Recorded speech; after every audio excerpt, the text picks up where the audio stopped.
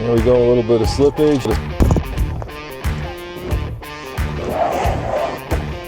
You could do crazy things like you can change the torque split from front to back to somewhere in the middle.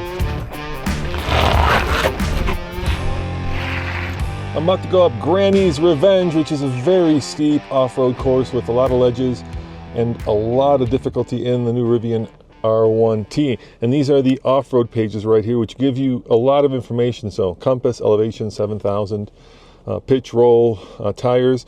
And actually, they said they aired them down, but 51 doesn't seem aired down to me, but maybe Rivian knows better than I do. And then of course here you have different modes that you can pick, including rock crawl, soft sand, rally, or you can specify whatever you want by going in here, and then you can change where you want the torque balance to go, how much wheel slip, how much damping, steering assist. It's pretty customizable, but I'm just going to go with the all off-road setting, go off-road, and we're going to put the height into the standard height, regen standard, I like soft ride, and then we're going to do brake hold, and we're not going to do the kick turn, that's a kick turn. We're going to do brake hold, and we're going to do stability down one, reduced, and that is really a lot of customizable things that you can do with the new R1T and S, of course. Now this is the quad motor, so there are 4 motors, over 1,000 horsepower, 1,200 feet of torque, which is kind of crazy when you think about it. And of course, you don't need any of that to go off-road. But Rivian says 0 to 60 in 2.5 seconds. Mind blown for a big old pickup truck. The downside, of course, is that it weighs 7,000 pounds, which is not exactly a skinny mini for a truck. But the upside is that you have about as much EV tech as you can get in any off-roader. Now, we have taken and owned a lot of electric EVs off-road. Tommy and I just had the 4xe Jeep where we went off-road in electric mode. I'm gonna get set up here so I can get ready to go up this pretty challenging hill.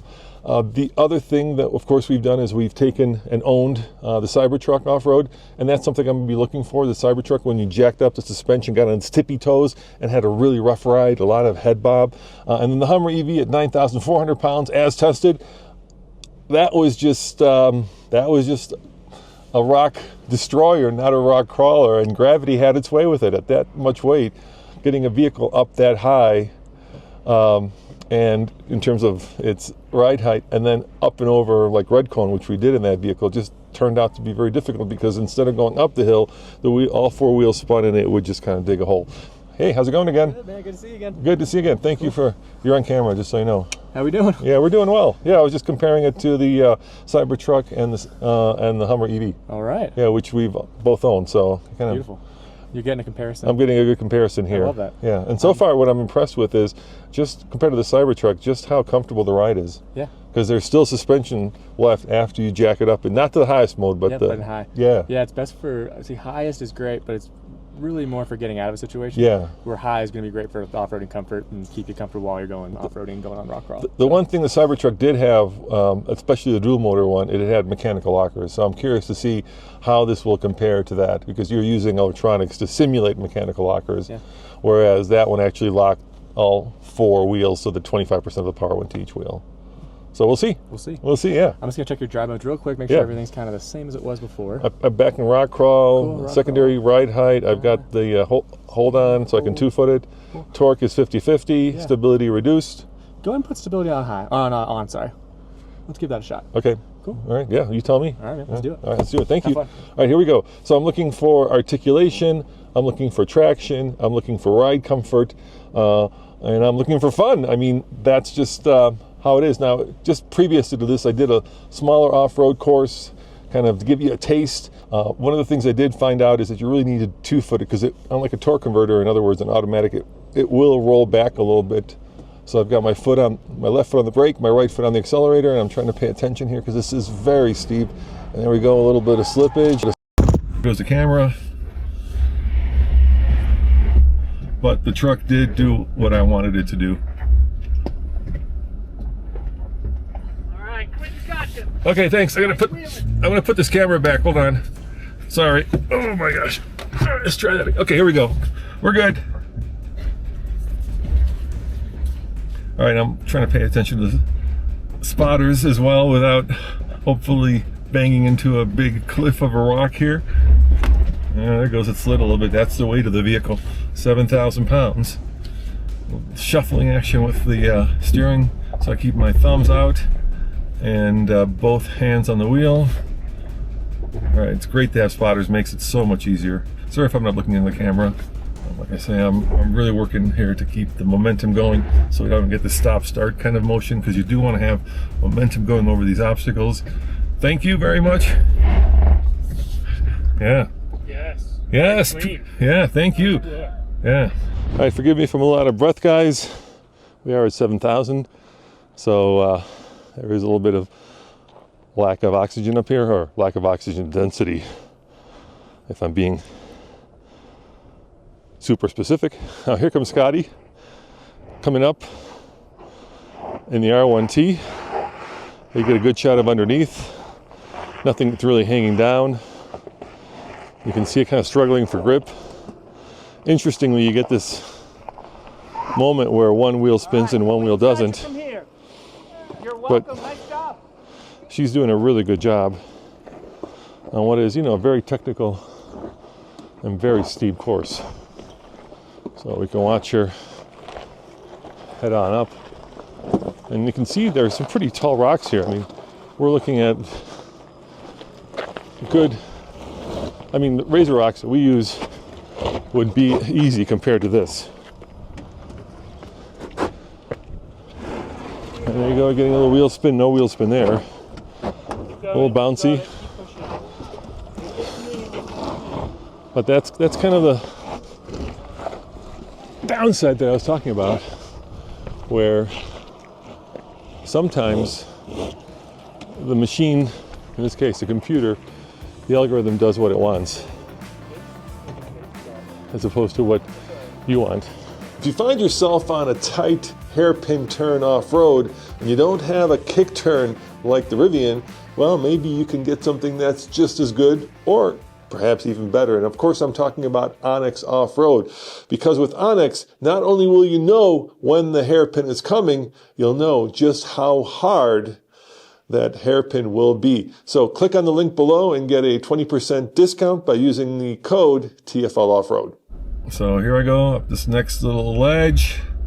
Eyes on the spotter. Keep the momentum going. As they like to say, as slow as possible, as fast as necessary. And this is really a situation where that comes into play, because it is a little tricky. There we go. Good. Oh. Yep. Come on. It's a little hard to control. Yeah, the throttle, I'm like halfway into the throttle. So you do get this kind of stop-start motion. Good. Then turn towards me. Wonderful. Look back. Sam's got you from here. Thank you. Of course.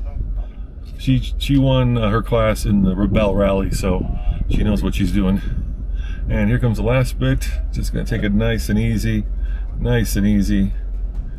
Follow the spotter and let the truck do all of the work.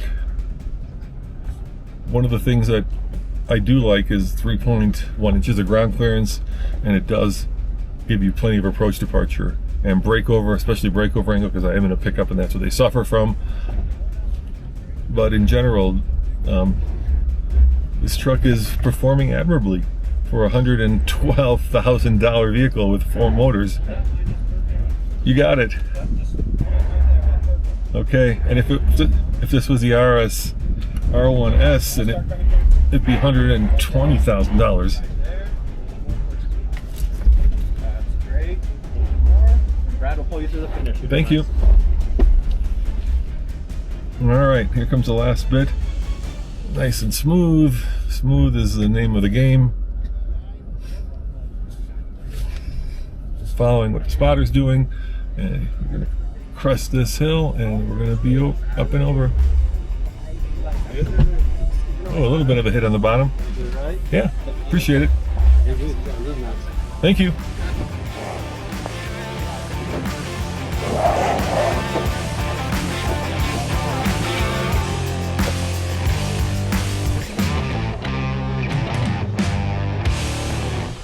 mean, look at how steep that is.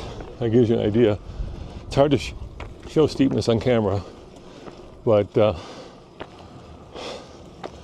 this is very steep and very deep and very impressive what this truck can do. We got one more little climb coming up here. We'll see how the truck handles this last bit. And I am getting out of breath, guys.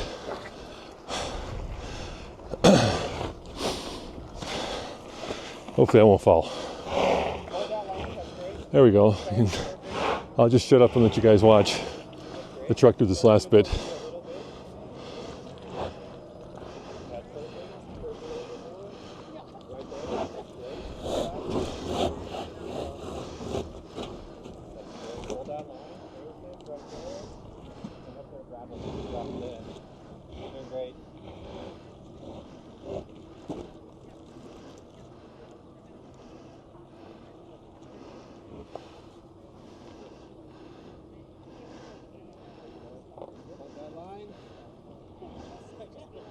And there she goes, up and over. And here comes the next one. This is the R1S. So maybe I can get this guy going over the top here, get you a different angle on this. Come over here and we can kind of take a look at the R1S and kind of show you what kind of off-road goodies it has. Like I said, we've got these Pirelli Scorpion all-terrains, and in the front we're looking at a 275 65 R20, but interestingly in the back we're looking at a 275 65 R20. So these are not asymmetrical.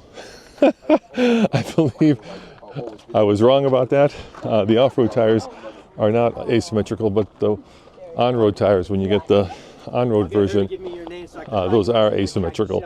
So I was half right, but I was wrong on the off-road part of it. The thing about the Rivian is that it is a 2026 model, but yet you'd be hard-pressed to tell the difference between it and the outgoing model.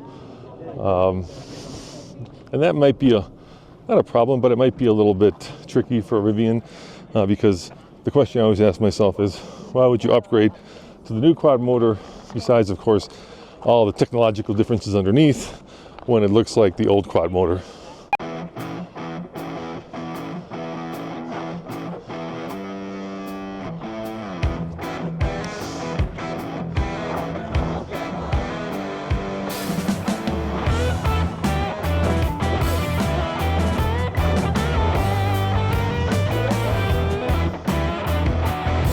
Don't hit me.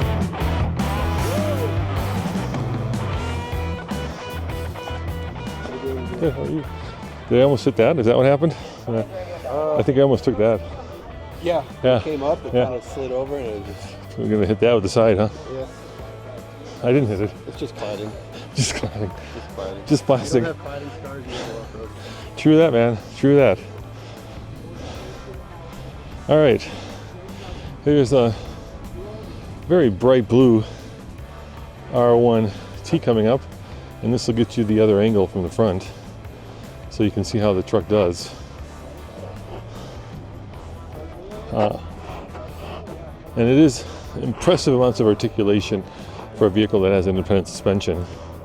I mean, of course, the Jeep would have, or Bronco would have, disconnectable sway bar, which the Rivian doesn't, but it doesn't seem to need it. It's just killing it. Look at it go.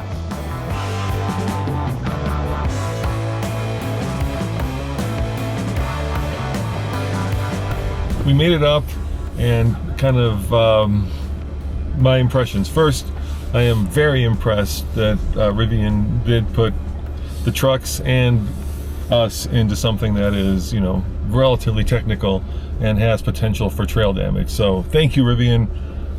You know, you really can tell how good or not a vehicle is when you're doing something like that.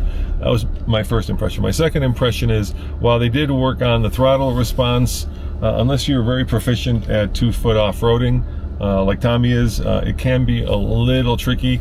The throttle response has gotten significantly better from the first generation, but I'd still prefer a torque converter, because there's always a little bit of momentum pushing you up the hill or over an obstacle if you have a traditional torque converter, and it's a little easier to modulate. And that's especially true when you start talking about a vehicle that is 7,000 pounds, because there's a lot of weight and gravity pulling you back down. And there is just a slight sense that I would prefer a mechanical locker, so that all four wheels are spinning all the time. You just feel like at the end you have more control. Once again, I feel like this is a little bit like driving a computer. The truck's going to do whatever it wants, and you're going to point in the right direction, which is good, I guess, if you're a beginner and you don't necessarily want to think about everything that goes into off-roading. With this, you just kind of point and shoot. But overall, I'm impressed, especially given how heavy this is. I'm impressed by the fact that for, well, over 100,000 in this case, I believe this one starts at 115 inches. R1S is over 5,000 more. And so you'd expect a lot, and you get a lot, which is really wonderful. I certainly would be willing, since I'm here in Lake Tahoe, to take on the Rubicon Trail if you let me. I'm going to throw that out there for you as a challenge. Well, guys, there you have it. First start in the 2026 Rivian R1T and S. It's coming later this year, and I have to say, I am sincerely and genuinely impressed by what this electric vehicle can do, and how it makes 7,000 pounds seem like 5,000, let's say, because we have owned the Cybertruck off-road, and of course the issue there was when you jacked up the suspension, it became very rough riding. In other words, you're on your tippy toes and there was no suspension left. With this, in its high setting, not its highest settings, at 13, there's still plenty of suspension travel to make it comfortable. We also had the Hummer EV, which we took off-road, and at 9,400 pounds, that was a little too heavy for a lot of off-roading, because gravity would have its way with it and pull it down instead of the electric motors pushing it up. But all in all, I am sincerely impressed, and thank you for watching. And if you want to see more, head on over to alltfl.com for, of course, more news, views, and real-world, in this case, off-road Rivian reviews. See you next time. Ciao.